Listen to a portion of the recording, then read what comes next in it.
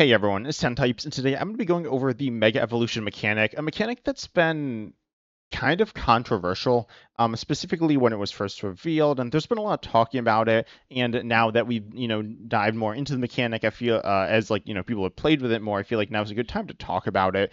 Obviously, Mega Evolution, the expansion introduced the Mega Evolution mechanic, or kind of reintroduced it to the TCG.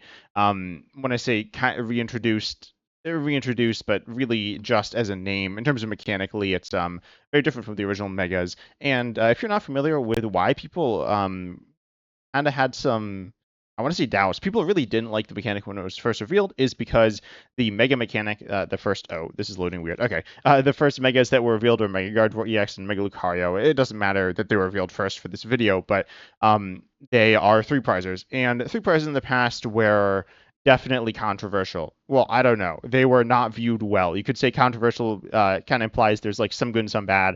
Most people thought they were mostly bad. I personally, I'm going to be completely honest, kind of like them, but there were definitely issues with them. Also, sorry, I'm a little sick at the time recording this, like actually sick. I don't think it should affect the video, but did want to mention that. Sorry, everyone.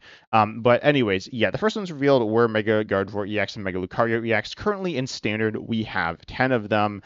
Well, yeah, we have 10, but then there was also in the upcoming expansion, which is not out yet. I'm not sure exactly my upload schedule, but we see that in the expansion, Phantasmal Flames made up of Infernal X and the Mega Dancy and Mega Gengar starter decks. We have 6 Megas. We have Mega Dancy, we have Mega Gengar, we have Mega Heracross. Obviously, they're all EXs. Mega Charizard X EX, Mega Sharpedo, and Mega Lopunny.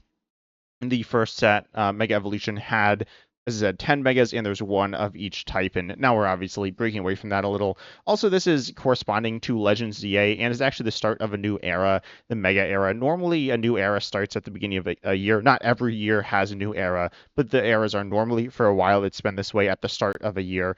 This is different. Obviously, it's also a little special because this new era isn't scrapping an old mechanic. We still see the EXs. Mega EXs are EXs, the lowercase EXs here. And while Mega Evolution, the first set, didn't have any EXs that weren't Megas, we are seeing some in Inferno X like Oricorio EX here. So it's a continuation of a previous mechanic, except for the Mega EXs are 3 prizes instead of 2 prizes, but they have normal evolution rules.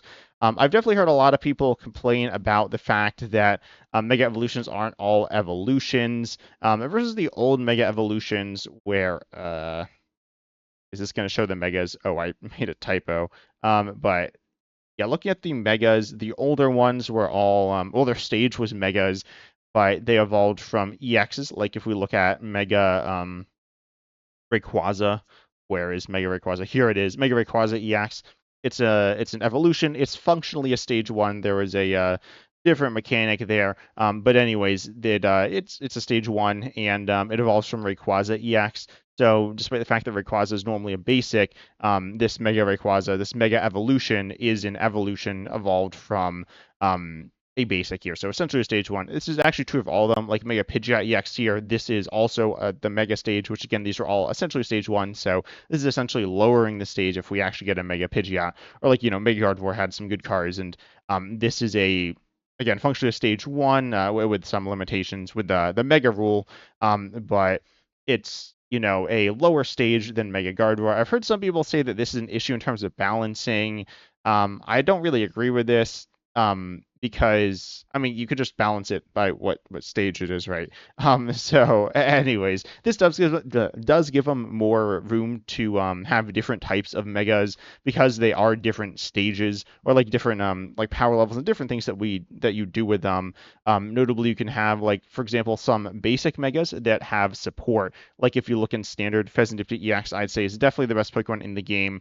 I personally don't think there's too much debate over that. I mean, you could debate it, certainly, but I'm pretty sure. I definitely say it's the best. It's a basic there. Most of the best Pokemon in the game are basic, specifically the ones that are pretty versatile. You look at something like, say, Badoo, pretty versatile there. That is an attacker.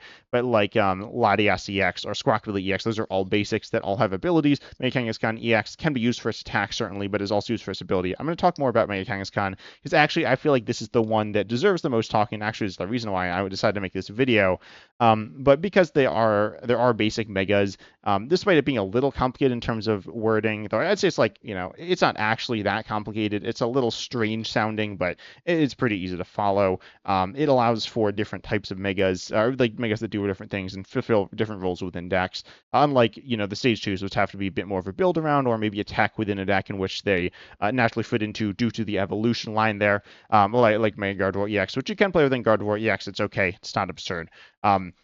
But yeah, in terms of balance as well, the older three pricers, as I said, for example, the tag team, is going to show tag teams. Yep, it does. Oh, it shows the tag team supporters as well. But yeah, the tag team Pokemon, for the most part, were very good.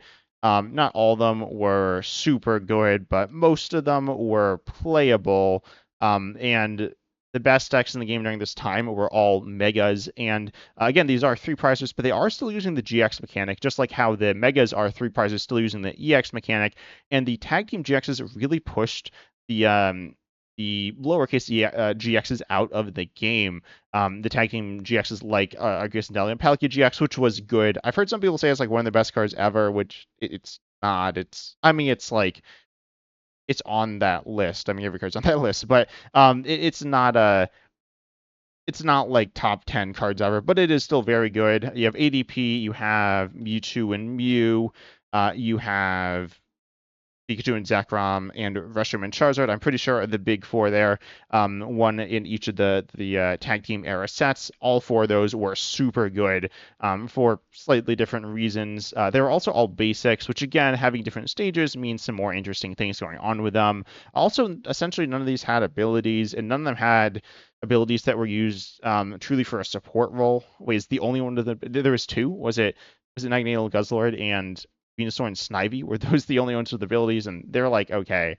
But regardless, the tag teams, I mean, they had three attacks, which was cool. Well, not all of them had three attacks, but a bunch of them had three attacks, which we don't see in standard. Three attacks or like through a combination of attacks and abilities. So that's the cool thing about them, in my opinion, the main cool thing. But for the most part, these were overpowered, which is an issue with them, why people don't like three prizes. Honestly, that's the main reason people didn't like three prizers when megas were revealed, because the tag teams were overpowered. We also have the VMAXs. The VMAXs were also very strong. They were the main mechanic. They were basic Pokemon V. They were okay, but the VMAXs were very powerful, specifically Mew VMAX. Mew VMAX itself, I would actually say, isn't absurdly good. The deck is very, very good, or was very, very good. More so due to Genesis Activity. Anyways, this isn't a history lesson video, and be debating ultimately unimportant points of this video. But Genesis XP is the heart and soul of this deck. Regardless, VMAX, the deck was very powerful. Obviously, highlighted by the Pokemon Mew VMAX there. That's what it's named after. You look at things like Rapstar Urshifu VMAX. You look at things like Eternatus VMAX, wherever that is. Probably on the other page here.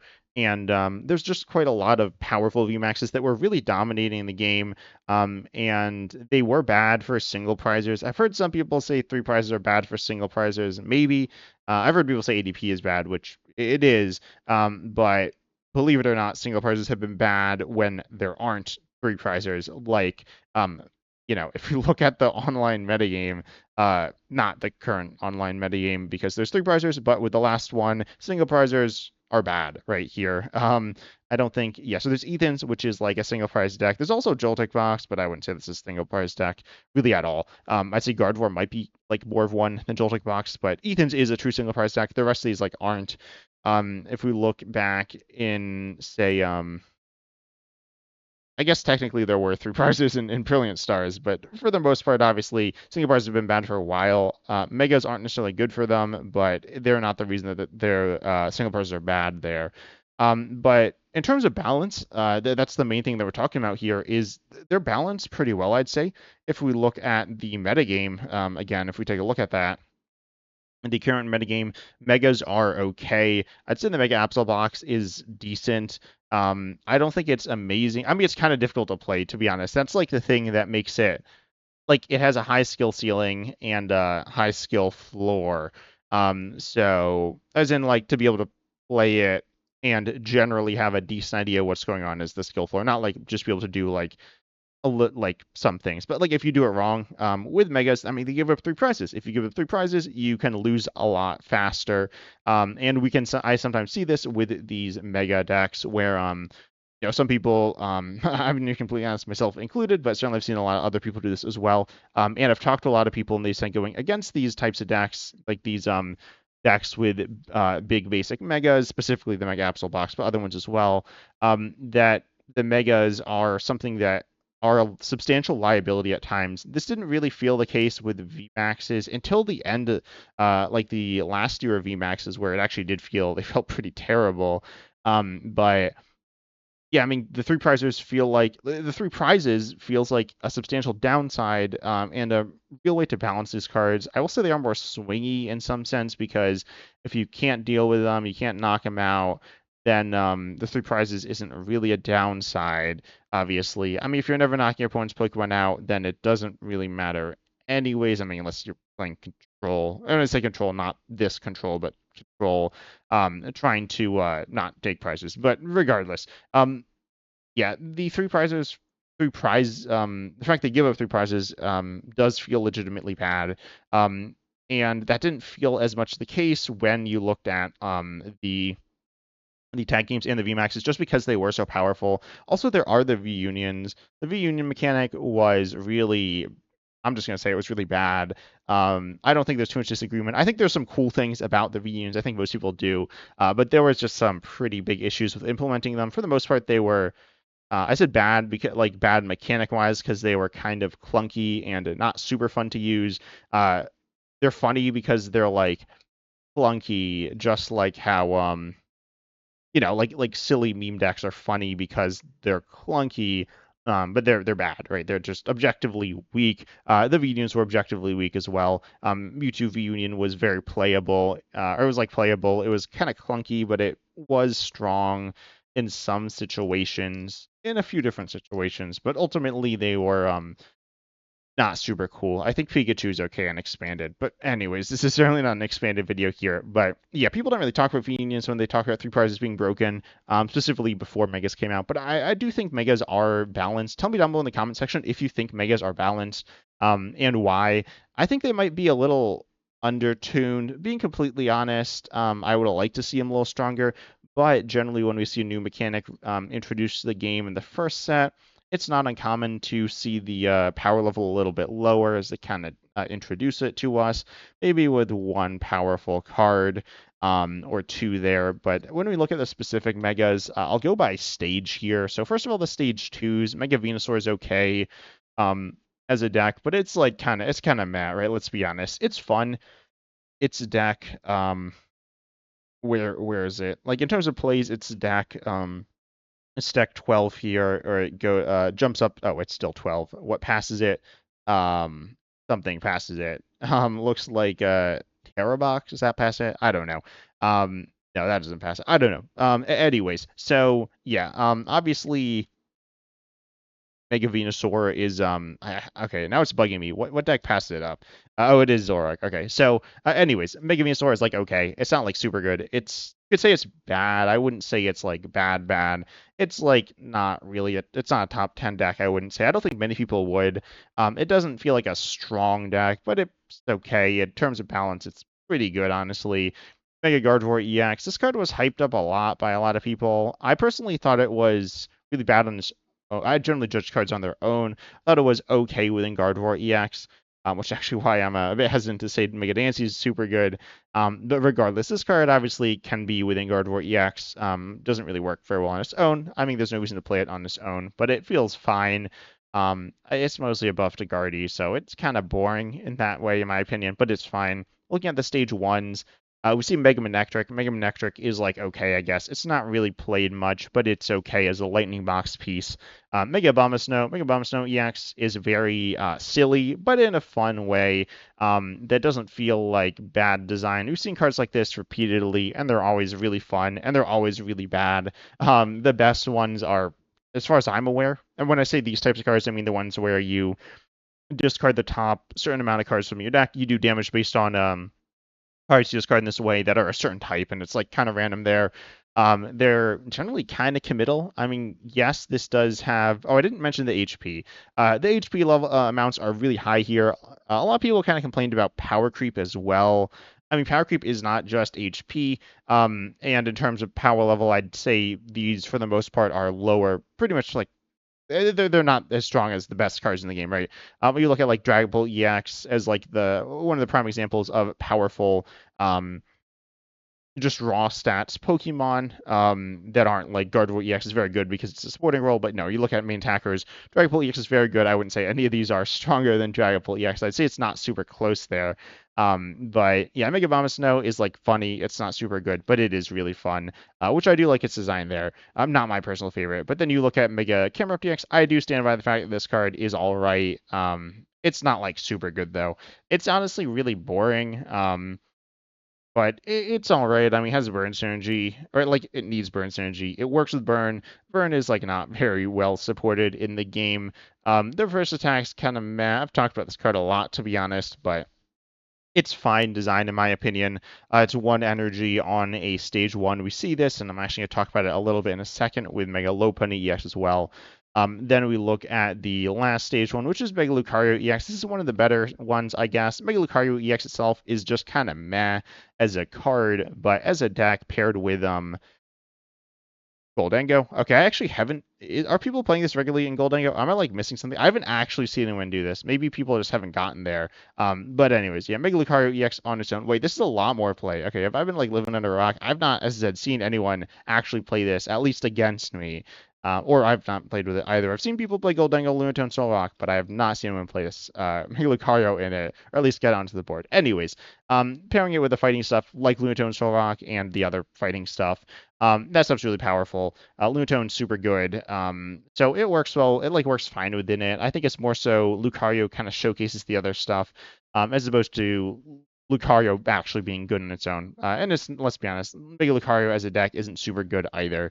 But it is, it's kind of fun. It's all right. That's, floating around in this like I would say borderline top 10. I'd say like 10 to 20 range of like okay decks. It's obviously newer, so people are playing it more, like Wing of Venusaur. I didn't say that earlier, but that's generally true.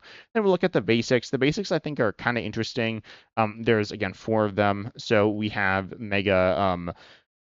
I'll start with Mega Mawile EX. Mega Mawile EX here, playable.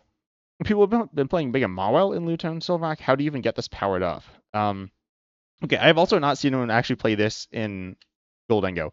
Again, I might just like missing stuff. I don't think this is, yeah, this isn't as common. This is more play than I thought. Anyways, so yeah, Mega Mawile is like decent as a basic with some different options here, for dealing decent damage. I say that's true for most of them, or honestly all of them. They're like decent options. They're not absurd, but they're decent in different situations. Mega Mawile is the most straightforward in terms of big damage. Mega Latias EX also is mostly big damage, but it does have an attack that's hit and run as well. Then we also see Mega Absol EX. Mega Absol EX has been highly played, as I was talking about earlier. It's not like super good, I'm not gonna lie. It's like cool though. The second attack is a disruptive attack. The first one's like super difficult to get set up. But the second attack is decently disruptive. It's a pseudo-control Pokemon where you're doing decent damage and disrupting your opponent's resources. It can be good. It obviously kind of depends. If your opponent has a super good hand, then where they have like a bunch of good cards, it's not super useful. If they have a super bad hand where they have like a bunch of bad cards, it's also not that useful. They need to be somewhere in the middle, but your opponent often will be there, so it is pretty decent there. And then we also look at the best one. I think this is like definitely the best Mega. I don't think there's really too much debate, which is Mega Kangaskhan EX here. It has a decent attack here, doing 200 for 3 colors. If you flip go until you get tails, you do 50 more for each heads. It is a coin flip based card. I don't really like coin flip based cards. I mean, they can be fun and like they can be silly. But in terms of like a more serious environment where you're, just trying to win, make good plays and win off of making good plays, you can definitely be in situations where it comes down to luck.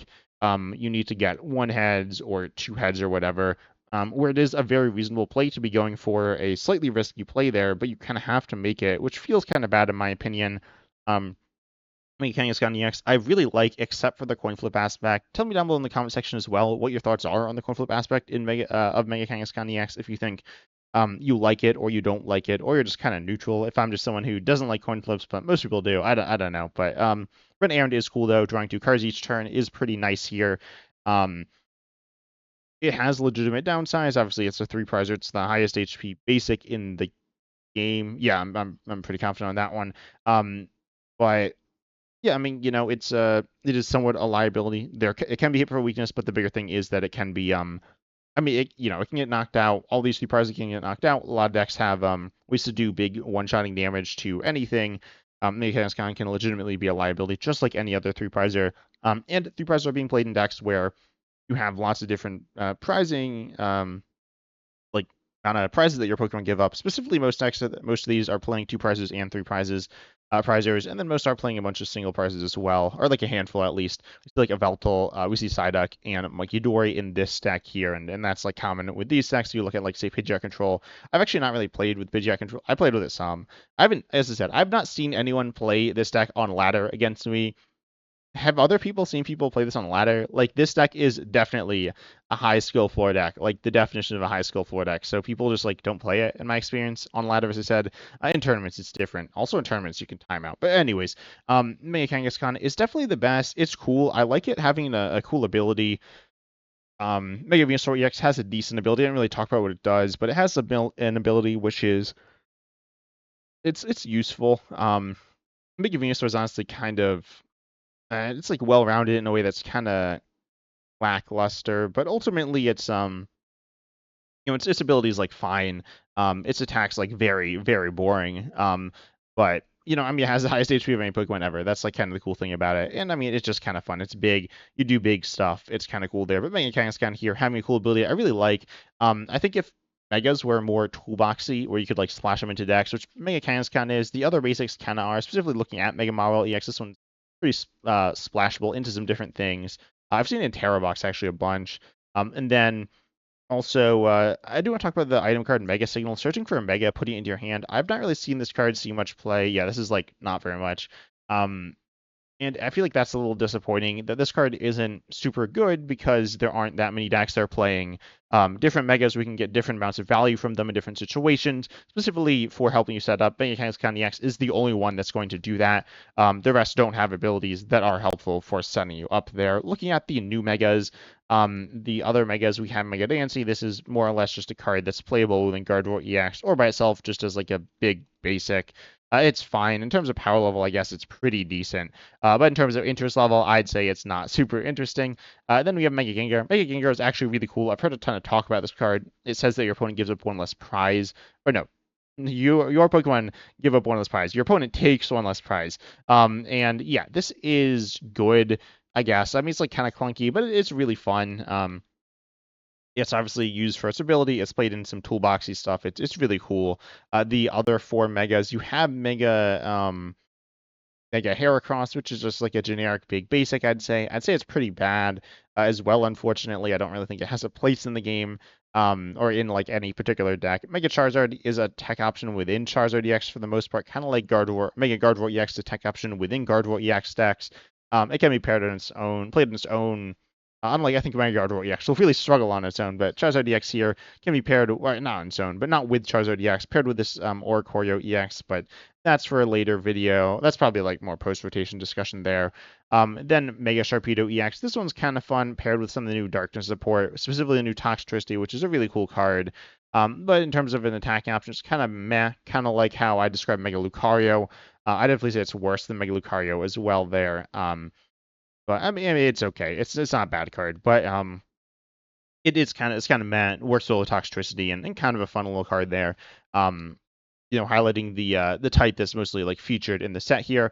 And then we also have Mega Lopunny EX. Mega Lopunny EX is a 1 energy stage 1 here that does decent damage. This one's easier to get going than Mega Camerupt EX and more versatile in the decks it can be played in because of that reason. Also, its second attacks also kind of cool here. This card's actually seen a bunch of play so far. Not the most, but a decent amount here, and I think it's interesting the way ways it's been played. It's techable into, as I said, some different decks. We see it in Goldengo. We see some decks more focused around it. Just some different things, but definitely the Mega that I guess I'm most excited for from the next set. But none of these are really these like support Megas that are versatile in the way that you'll see something like Duskmore or Hawlucha or Badoo, or these Pokemon that are more situational, that kind of work within a larger deck. A lot of them are build-arounds, which is a little disappointing. The basics aren't necessarily that. They're more these like situational attackers, but they are a relatively big commitment. I mean, just in terms of energy costs there, and obviously they are through prizes as well. Overall, I feel like the Megas are a little tame, but certainly not broken. Like a lot of people were speculating. But tell me down below in the comment section what your thoughts are on these. I hope you enjoy them. Make sure you like, subscribe, hit the bell, all the good stuff. And as Osmic said, see you in the next video.